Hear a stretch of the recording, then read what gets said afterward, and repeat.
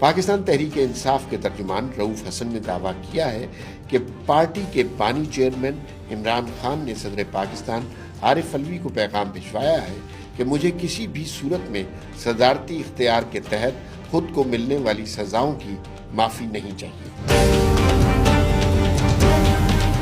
Party ترجمان کا کہنا ہے کہ صدر مملکت کے پاس آئینی اختیار ہے کہ وہ کسی بھی عدالت کی طرف سے سنائی جانے والی سزا معاف کر سکتے ہیں۔ سوشل میڈیا سے ایسے مطالبات سامنے آ رہے ہیں کہ صدر علوی کو عمران خان کی سزائیں معاف کر دینا چاہیے۔ واضح رہے کہ صدر کے پاس کسی بھی سزا یافتہ مجرم کو معاف کرنے کا اختیار ہے۔ آئین کا آرٹیکل 45 اس موضوع کے بارے میں ہے۔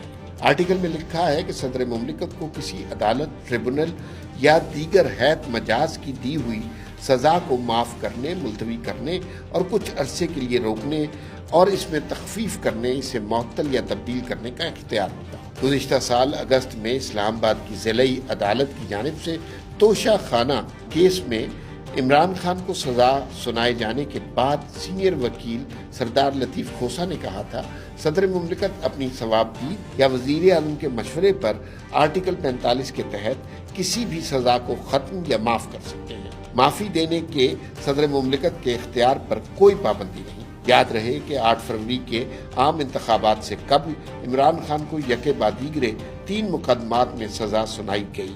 سائفر کیس میں انہیں شاہ محمود قریشی کے ساتھ مجرم قرار دیا گیا اور 10 سال قید کی سزا سنائی گئی۔ عمران خان اور ان کی اہلیہ بشریٰ بی بی کو بعد ازاں 2 مقدمات نیب کے توشہ خانہ کیس اور غیر قانونی نکاح کیس میں سزا سنائی گئی۔